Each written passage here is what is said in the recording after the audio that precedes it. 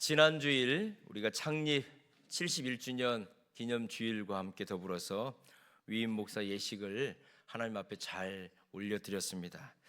특별히 이 예식을 위해서 수개월 전부터 준비해 주신 우리 장로님들이 계시고, 또 토요일 날은 우리 성도님들이 다 나오셔가지고 청소하시고, 또 운동장 라인도 다시 그으시고, 거기에서 끝나는 게 아니라 주일날 또 아침부터서 또 음식을 마련하시고, 또 주차와 주방으로 또 손님들까지 다 치르시고, 혹시 몸살 안 나셨습니까? 다시 한번 우리 축복하겠습니다. 수고하셨습니다. 하나님께 영광의 박수 올려드리겠습니다. 이제 전국 각지에서 축하를 해주시러 오신 분들도 계셨고, 또 특별히 요즘은 이제 전 세계가 다 하나로 연결됐기 때문에 이미 이제 그 위임식 그 예배를 보고 우리 선후배 목사님 또 많은 어른들이 또 연락들을 주셨습니다. 너무 은혜스러웠다는 거죠. 또 감격스러웠고, 또 모두가 한 마음으로 하나님 앞에 그 예식을 드리는 모습이 너무나 감동되었고 귀감이 되었다. 그러면서 또 꼭 이 말씀을 빠지지 않고 하시더라고요. 오셨다 간 분이 음식이 너무 맛있었다. 그리고 너무나도 이 동성교회 성도님들이 발에 활기가 있어가지고 주차장에서부터서 한 분 한 분 이렇게 정성스럽게 주차를 할 수 있도록 다 해주고, 성도님들이 예의 바르고 공손하고 이 예식을 얼마나 준비했는지가 느껴졌다라고 말씀했습니다. 특별히 찬양대가 감동되었다는 거죠. 우리 연합찬양대가 너무 감동되었다고. 그래서 제가 그랬죠. 우리는 매주마다 이런 은혜를 누리고 있습니다. 정말 우리 성도님들 한 분 한 분이 얼마나 정성스럽게 함께 해주셨는지, 그리고 저를 얼마나 사랑해 주시고 저를 믿어주시고 또 저를 위해서 기도해 주셨는지, 그 마음을 또 그 감사의 사랑을 다 전해받을 수가 있었습니다. 하나님께서는 우리 동성교회를 행복한 교회로 만들어 주실 줄을 믿습니다. 행복한 교회로 끝나는 게 아니라 반드시 위대한 교회가 될 줄 믿습니다. 동두천을 변화시키고 우리 교회 안에서 에스라와 같은 우리의 자녀들이 배출이 되어서 우리 대한민국의 입법, 사법, 행정과 교회를 새롭게 하고 세계 선교를 위해서 달려가는 그런 자녀들이 만들어지게 될 것입니다.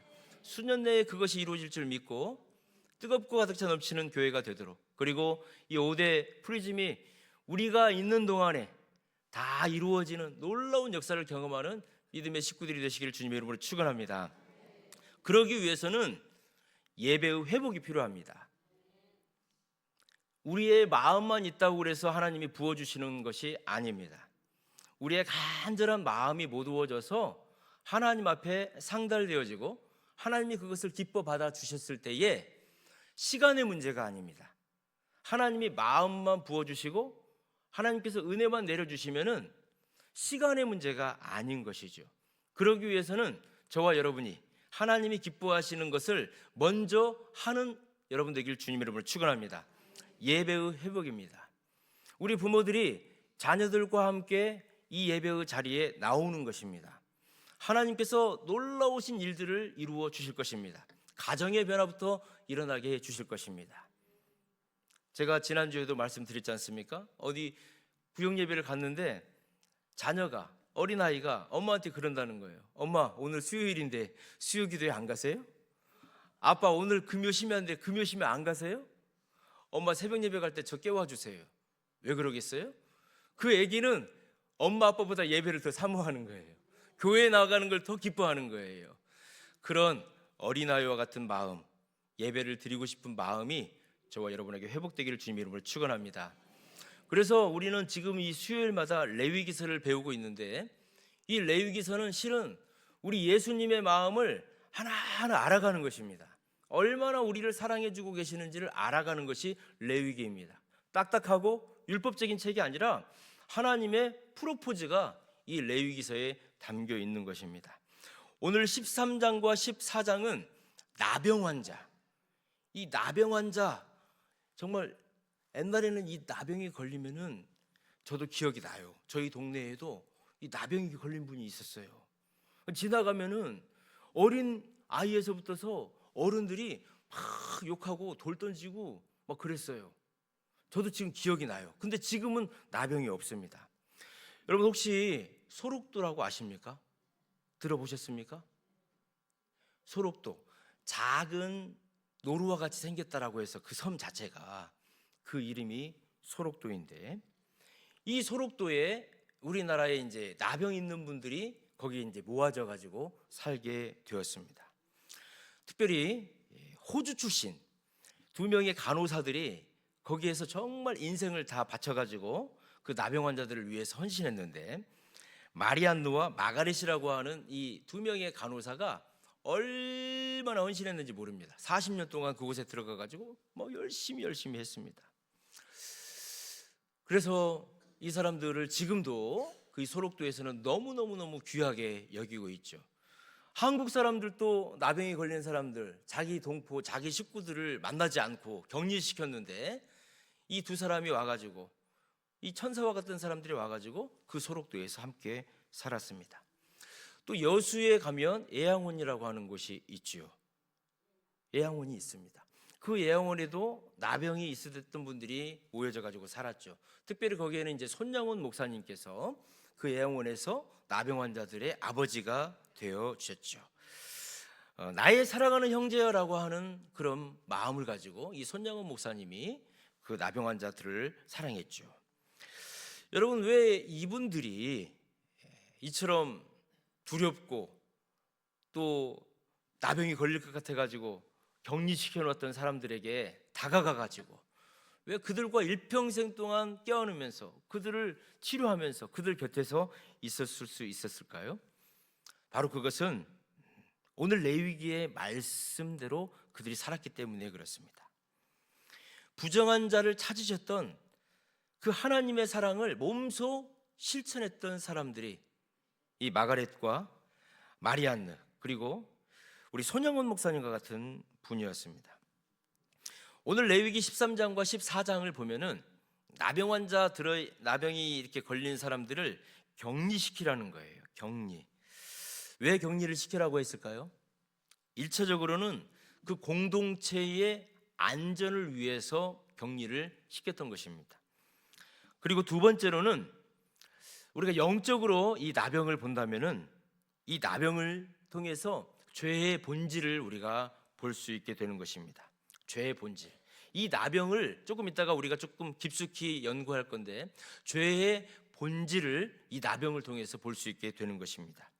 그리고 감사한 것은 이 13장은 이 나병에 대해서 격리를 시키고 나병 환자가 어떤 증상들을 보이는가를 알려준다면은 이 14장은 나병이 들었던 사람을 회복시키시고 다시 공동체 안으로 들어오게 하는 정결 예식을 우리에게 보여주고 있는 것입니다.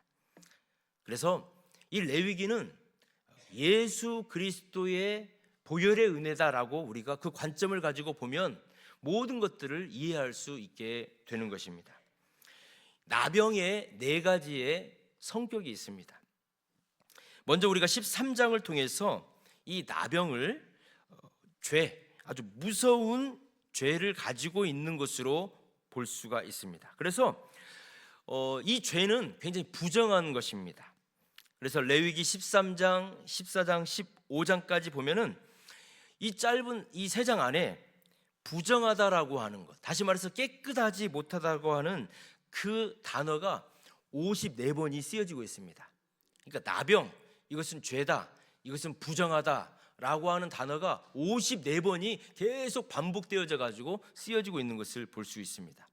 왜 이렇게 죄가 부정하다라고 하는 거, 이것을 왜 이렇게 강조하고 있을까요? 나병이라는 병 자체보다 이 병이 예표하는 죄, 이 죄가 얼마나 심각한지를 지금 우리에게 보여주고 있는 것입니다. 그래서 이사야 선지자는 이사야 64장 6절 말씀에서 무릇 우리는 다 부정한 자 같아서 우리의 의는 다 더러운 옷 같으며, 우리가 다 부정한 자라는 거예요. 그래서 우리가 깨끗하다고 생각을 해서 입었던 옷조차도 하나님 앞에서는 더러운 옷이다, 이렇게 이사야 선지자는 얼마나 우리가 죄 가운데 있는 것이 부정한 것인지를 말해주고 있습니다. 여러분, 당신이 죄인이야, 내가 죄인이야, 보통 우리는 이제 이렇게 얘기할 때 어떤 개념을 가지고 우리가 이 죄를 이야기하는 줄 아십니까? 나는 당신보다 조금 더 깨끗해. 나는 당신보다 조금 더러워. 깨끗함을 딱 가운데다 놓고 내가 이 사람보다 조금 잘 살고 내가 뭐 율법도 좀 잘 지키는 것 같고 예수님 잘 섬기는 것 같으면 내가 이 사람보다는 깨끗해. 이렇게 생각을 하는 거죠. 그리고 이 사람보다 내가 조금 거짓말하는 것 같고 이 사람보다 내가 조금 못 사는 것 같으면 이 사람보다 내가 조금 더러워. 우리는 이 정도 개념으로 죄의 개념을 깨끗하냐 조금 더 더럽냐 이렇게 생각을 한다는 것입니다. 그런데 하나님께서는 그렇게 죄의 개념을 생각하지 아니하시는 것입니다. 하나님의 관점으로 딱 봤을 때 죄라고 하는 것은 나병 환자 같다는 거예요. 소망 없는 자라는 거예요. 부정한 자라는 거예요. 격리시켜야 된다는 거예요.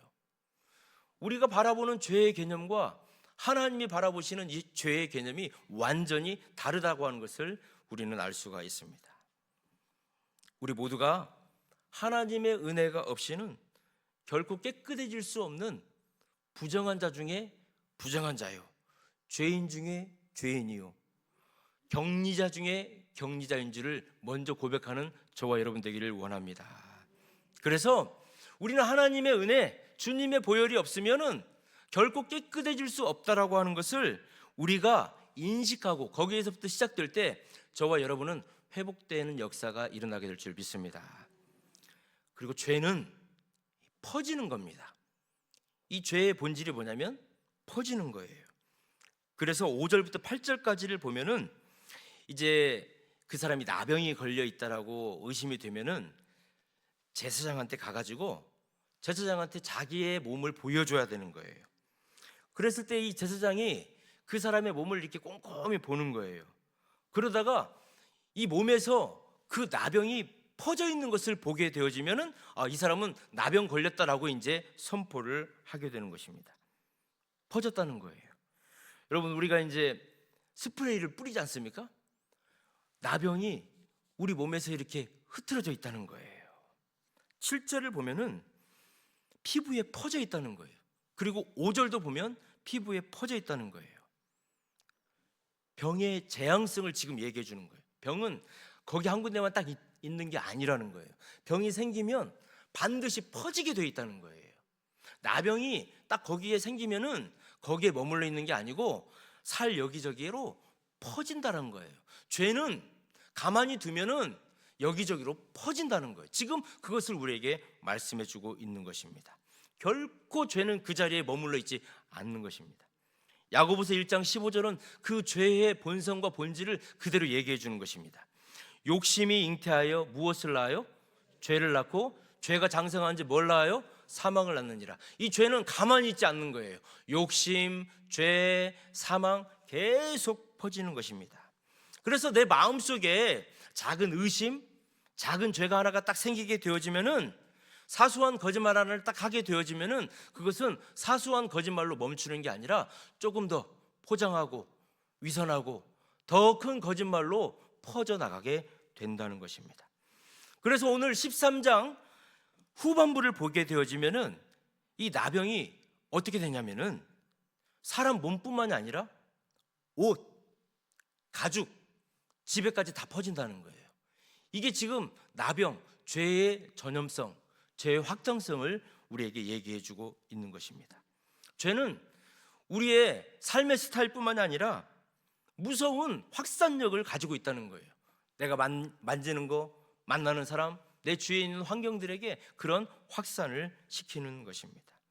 그래서 우리는 매일 말씀 묵상을 하는 거죠. 내 안에 지금 어떤 죄가 퍼져 있는지 그것을 정확하게 찝어내기 위해서는 하나님의 말씀으로 그것을 찾아낼 수밖에 없는 것이죠. 혹시 우리 구역장님께서 오늘 읽어야 될 성경 본문을 우리 구역 식구들에게 다 보내준 걸로 알고 있는데 혹시 오늘 우리가 읽었던 교회적으로 전체가 읽었던 성경 말씀이 어디인지 아시는 분 손 한번 들어보실래요? 열왕기상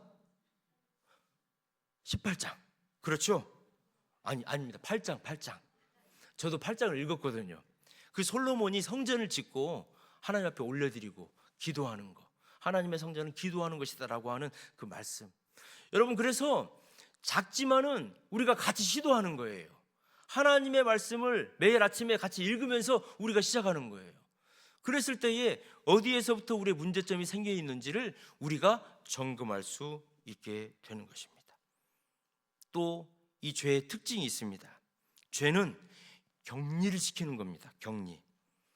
13장 마지막 절쯤 보면은 45절과 46절을 보면은 이제 나병이 딱 걸렸어요. 나병이 걸렸다라고 제사장이 그 사람에게 이제 선포를 딱 하면은 이 나병 환자는 옷을 찢어야 돼요. 그리고 머리를 헤쳐야 돼요. 그리고 윗입술을 이렇게 가리고 뭐라고 외쳐야 되냐면은 부정하다, 부정하다, 부정하다, 부정하다. 자기 자신이 부정하다라고 하는 것을 사람들한테 외쳐야 되는 것입니다. 그래서 건강한 사람들이 가까이 못 오도록 격리가 되어야 되는 거예요. 그리고 46절은 이렇게 결론적으로 말을 하는데, 그가 부정한즉 혼자 살되 진영 바깥으로 나가서 살아라, 이렇게 율법에서는 말씀을 하고 있습니다. 그래서 죄의 본질은 결국 격리라는 거예요. 같이 살 수 없게 되는 거예요. 여러분, 죄는 하나님과 우리를 단절시키는 것입니다. 그렇죠? 에덴 동산에서 죄가 들어옴으로 인해서 하나님과 아담과 하와가 단절이 되는 거예요. 죽음으로 인해서 단절이 되는 거예요. 하나님의 말씀대로 살아갈 수 없도록 단절이 되는 것입니다. 그리고 사랑하는 가족과 또 친구들로부터서 단절이 되는 거예요. 죄가 들어오면 부부 사이도 멀어지게 돼 있어요. 친구 사이도 갈라지게 돼 있습니다. 가족들과의 관계도 멀어지게 돼 있어요. 왜요? 그 깊은 곳에 죄가 도사리고 있기 때문에.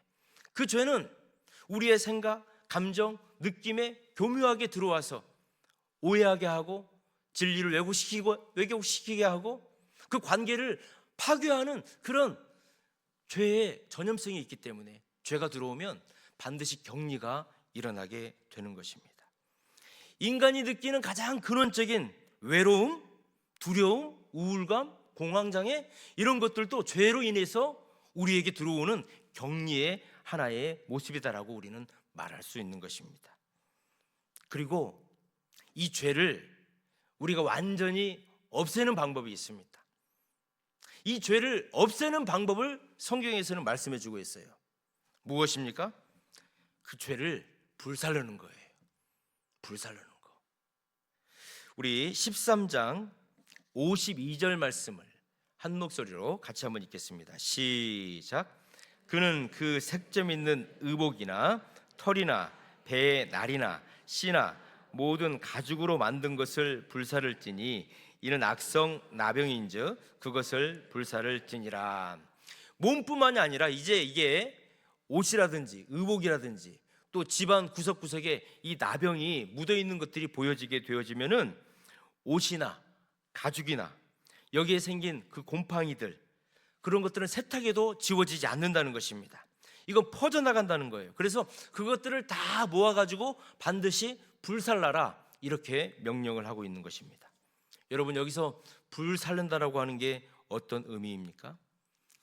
죄에 대한 하나님의 처방전인 거예요. 인간이 아무리 그 나병을 털어내고 빨고 그것을 없애려고 한다 하더라도 근원적으로 없어지지 않는다는 것입니다. 인간의 노력으로는 불가능하다는 거예요. 그래서 오직 그것을 없앨 수 있는 방법은 태워야 된다는 거예요. 태워야 된다는 거. 여러분, 이 개념이 신약 성경으로 오면 히브리서 12장 29절 말씀에 하나님은 소멸하는 불이십니다라고 우리에게 말씀해 주고 있습니다. 여러분, 하나님의 거룩함은 죄와 결코 공존할 수가 없는 것입니다. 마치 불순물을 태우듯이 하나님께서는 죄를 반드시 태우신다는 겁니다. 우리 예수님께서 지옥을 뭐라고 하셨습니까? 꺼지지 않는 불, 이렇게 말씀하셨어요. 우리 예수님께서 지옥을 말씀하실 때 꺼지지 않는 불이래요. 여러분, 지옥의 개념은 단순히 우리에게 고통을 주는 그런 장소가 아닙니다. 더 이상의 것입니다. 하나님의 통치와 하나님의 생명이 완전히 분리되어져 있는 거예요. 격리되어져 있는 거예요. 죄가 영원히 소멸되지 않는 심판의 실체가 바로 지옥인 것입니다. 그래서 요한계시록 21장과 20장을 보면은 생명책에 기록되지 못한 자들은 그 지옥에 던져진다, 이렇게 우리 주님이 말씀하셨어요. 불못에 대한 경고를 하고 계시는 것입니다. 다시 말해서 죄악이라고 하는 그 악성 전염병이 온 우주를 오염시키지 못하도록 우리 하나님께서는 심판의 불을 통해서 죄를 격리시키시고 소멸시키는 것을 우리에게 말씀해주고 있는 것입니다. 자, 그렇다면 여러분, 우리의 힘으로는 도저히 지울 수 없는 이 영혼의 나병이 있어요. 이 죄의 문제는 결국 하나님의 심판을 피할 수 없다는 것입니다. 하지만 여기에 놀라운 복음이 들어 있습니다. 죄인인 우리가 타야 돼요. 그 심판의 불이 반드시 있는 거예요. 그런데 여러분, 2000년 전에 우리 예수님께서 이 땅에 오셨습니다. 갈보리 십자가 위에서 우리 예수님께서 대신 그 불 가운데에 들어가신 거예요.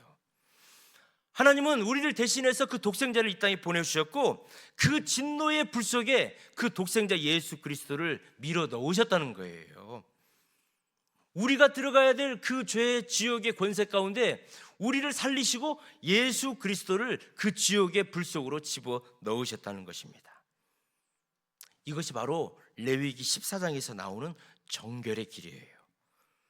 오늘 이 레위기 14장을 통해서 우리는 영적으로 나병이 걸려서 죽을 수밖에 없는 존재이지만, 불사름을 받을 수밖에 없는 존재이지만, 이 14장에서 정결례식을 통해서 예수님께서 이 땅에 오셔서 어떻게 저와 여러분의 그 죽을 수밖에 없는 죄, 그 나병의 그 죄를 어떻게 사하여 주셨는지를 우리에게 말씀해 주고 있는 것입니다. 이것이 오늘 이 밤에 우리가 붙잡아야 될 구원의 4단계가 되어야 될 줄 믿습니다. 자, 그렇다면 레위기 13장은 이렇게 나병이 걸려있는 사람은 격리되어야 되고 불살라져야 되고, 그가 사람들 가족들 안에서 있을 수 없어서 진영 바깥으로 쫓겨가 가지고 혼자 살아야 되는 외로운 삶으로 죽어야 되는, 그렇게 한계가 지어져 있어요. 그러나 레위기 14장을 한번 보겠습니다. 어떻게 그들을 정결하게 하고 어떻게 그들을 회복시키시는지 하나님의 은혜를 우리가 살펴보기를 원합니다. 우리 3절을 한번 주목해 보겠습니다. 3절. 우리 3절 말씀을 보면 이제 이 나병이 있었던 사람이 하나님의 은혜 가운데에서 깨끗해졌다라고 생각을 하는 거예요. 자, 우리 같이 한번 3절 읽겠습니다. 시작.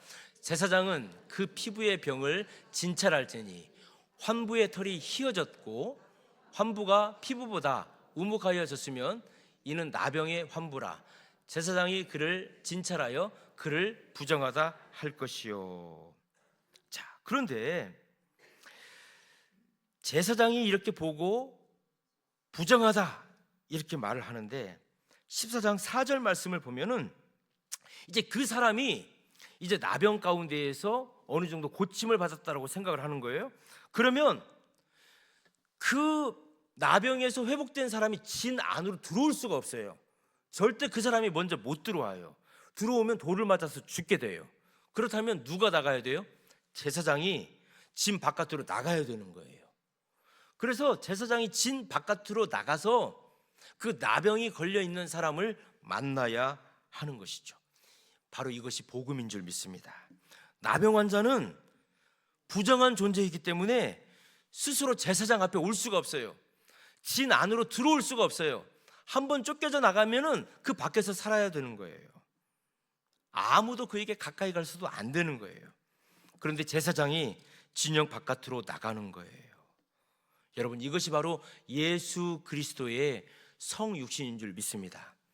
우리 예수님께서 하늘 보좌를 내어놓으시고 이 땅으로 들어오신 거예요. 이 땅은 죄와 죽음이 있는 곳인데 우리 예수님께서, 영원한 대제사장 되신 우리 예수님께서 진영 안으로, 진영 바깥으로 우리 주님이 친히 오셨다는 것입니다. 하늘 영광에 계시는 그 보좌에 머물러 계셔야 될 우리 주님께서 죄로 인해서 영적 나병에 걸려가지고 죽을 수밖에 없는 저와 여러분을 만나 주시기 위해서 친히 성문 바깥으로 와 주신 거예요. 주님은 스스로 나는 의인이 아니라 죄인을 부르러 왔다라고 우리 예수님께서 말씀하셨습니다. 아무도 만지지 않고 그 사람을 아무도 만나주지 않으려고 하고 보려고도 하지 않는 그 진영 바깥으로 제사장이 나간 것처럼 우리 예수님께서 친히 몸소 하늘 부자를 버리시고 이 땅에 오신 것입니다. 그리고 이제 그 사람이 깨끗하게 되어졌을 때에 어떻게 그 사람을 정결하다고 하냐면 정결 의식이 있습니다. 레위기 14장 4절부터 7절을 보면은 백향목을 가지고 와야 돼요. 그리고 홍색 실과 우슬초, 그리고 새 2마리를 가지고 와야 되는 거예요. 그래서 이제 그것을 가지고 정결 예식을 통해 가지고 이 사람이 깨끗해지게 되어지는데, 이 새 2마리가 아주 생사가 갈리는 거예요. 새 2마리 중에 1마리를 흐르는 물 안에서 질그릇 위에다 놓고 잡습니다. 그 새를 죽이는 거예요. 흐르는 물에다가 새를 놓고 죽여요. 그리고 그 새의 피를 받아가지고 가지고 왔던 백향목, 그리고 홍색실, 그리고 우슬초, 그리고 나머지 새 1마리가 있죠. 그 새 1마리에 그 죽은 새의 피를 범벅시키는 거예요. 이렇게 바르는 거예요. 그리고 나서 그 피가 묻어져 있던 새는 공중으로 날려서 살려보내요. 그리고 그 남은 피를 가지고 나병 환자가 고침을 받았잖아요. 그 사람한테 7번을 뿌려주는 거예요. 그 예식을 반드시 해야 그 나병 환자가 고침을 받는 거예요. 여러분, 새 1마리는 이 땅에 오셔서 우리를 대신하여 죽어주신 예수 그리스도의 보혈을 상징하는 거예요. 십자가에서 죽어주신 예수님을 상징하는 거예요. 그리고 그 피, 그 죽은 새가 흘렸던 그 피를 가지고 다른 1마리에게 피를 묻혀줬잖아요. 그 피를 묻은 새는 공중으로 날아 올라가는 거예요. 이제 새로운 생명을 얻은 거예요. 그 새는 죽지 않아도 되는 거예요. 죄 가운데서 자유를 얻은 거예요. 바로 그 보혈의 피, 그 피를 묻히고 공중으로 날아 올라간 그 새가 저와 여러분인 줄 믿습니다. 바로 그 예식을 하는 거예요. 이제 죄와 죽음은 없어졌다. 진영 안으로 들어올 수 있다. 이 피가 너를 깨끗하게 했다. 오늘 이 자리에서 예배를 드리시는 성도 여러분, 저와 여러분은 영원히 죽을 수밖에 없는 나병의 그 죄 가운데 있었던 사람들입니다. 죄가 퍼져나가는 거예요. 그 죄 때문에 내가 몸으로 만지고 살고 이야기하는 모든 가운데 죄가 번져나가는 거예요. 진영 바깥으로 그래서 쫓겨나가야 되는 거예요. 격리돼야 되고 외로워야 되는 거예요.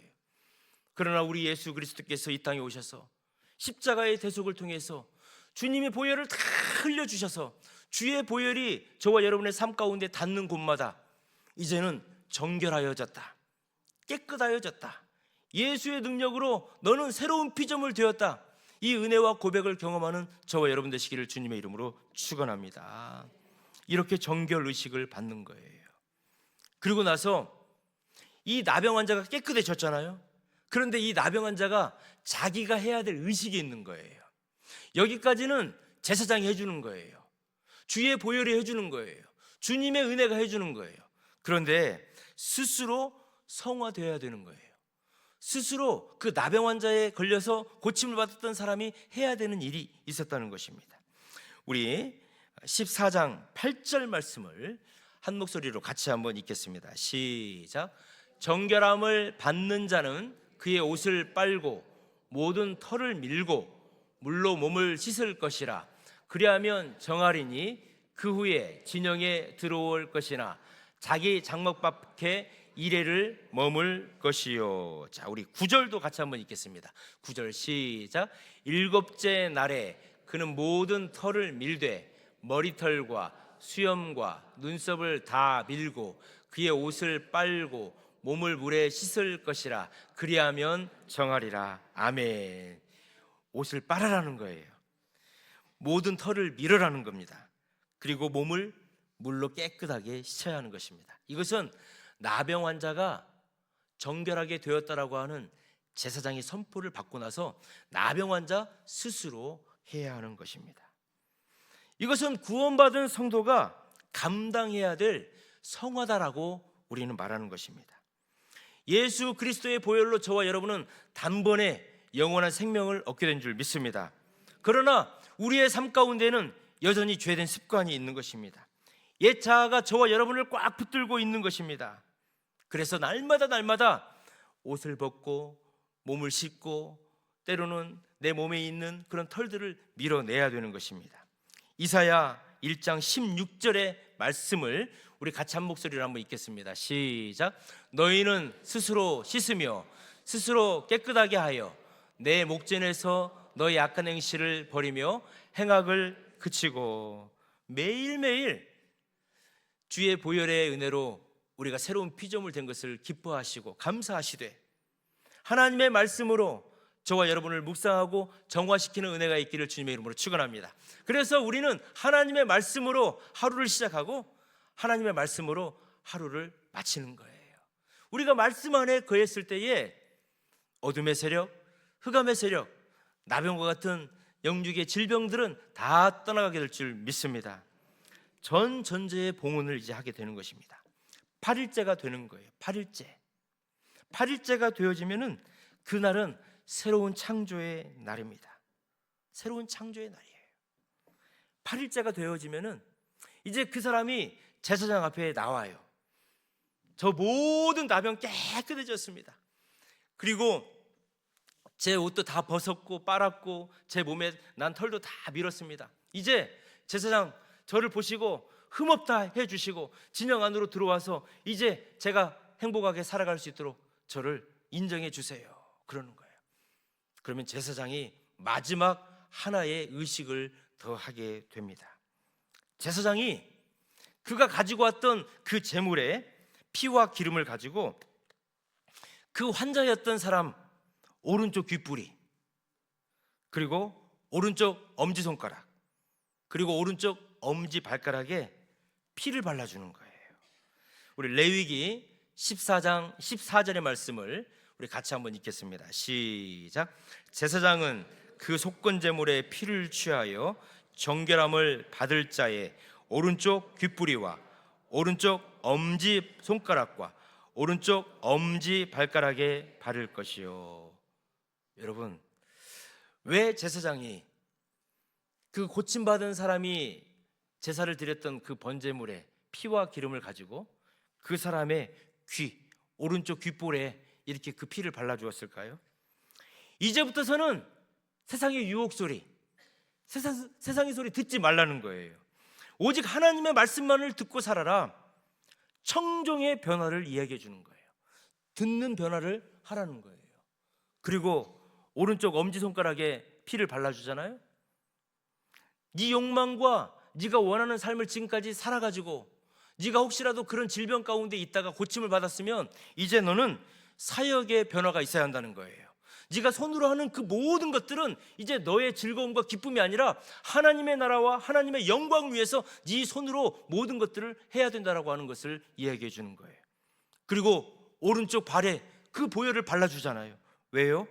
네가 예전에는 가고 싶었던 곳, 죄악된 곳, 사람들이 보지 않는 은밀한 곳에 가서 너의 기쁨과 즐거움을 누렸다면 이제는 그러지 말라는 거예요. 밝은 곳, 하나님이 인도하시는 곳, 하나님이 원하시는 곳으로 너의 발걸음을 움직이라는 거예요. 행실의 변화가 있어야 한다는 거예요. 그래서 로마서 12장 1절에서는 저와 여러분에게 바울 사도는 무엇을 이야기하고 있습니까? 우리 같이 한번 읽겠습니다. 시작. 그러므로 형제들아, 내가 하나님의 모든 자비하심으로 너희를 권하노니 너희 몸을 하나님이 기뻐하시는 거룩한 산 제물로 드리라. 이는 너희가 드릴 영적 예배니라. 아멘. 말씀을 정리합니다. 이제 나병 환자였던 그 사람은 이제 하나님의 영광을 위해서 쓰임받는 존귀한 자로 완전히 변화가 된 것입니다.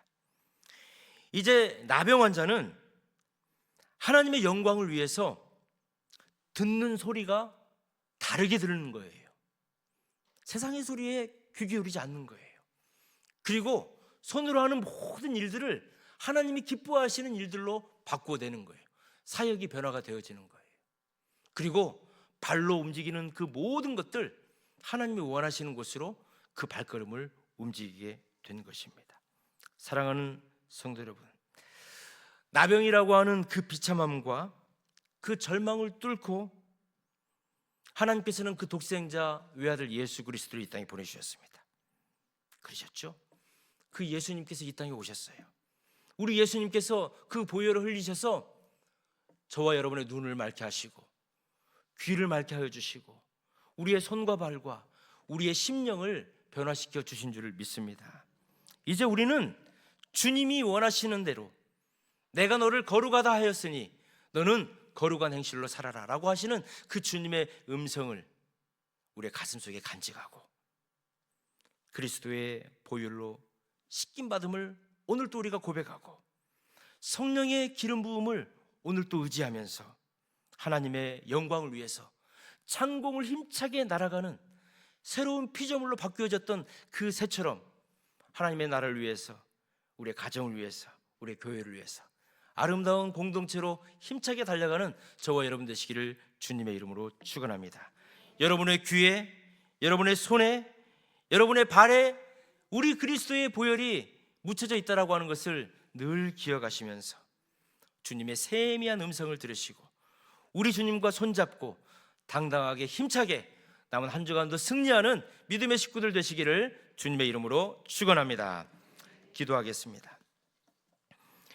자비로우신 하나님 아버지, 오늘 주신 말씀을 통해서 절망의 끝에서 소망의 복음을 보게 하시니 감사합니다. 우리 스스로는 결코 깨끗해질 수 없었던 부정한 나병 환자였음을 이 시간 겸손히 고백합니다. 그런 우리들을 위해서 하늘의 영광을 버리고 이 낮은 땅 죄의 현장 가운데 찾아와 주셔서 저를 구원하여 주시고 그 크신 사랑의 보혈로 덮어주심을 감사드립니다. 주님이 흘리신 그 보배로운 피로 우리의 영혼과 육신의 모든 부정한 색점들을 말끔히 씻어주시니 감사를 드립니다. 주님, 이제 우리는 주님께 속한 자입니다.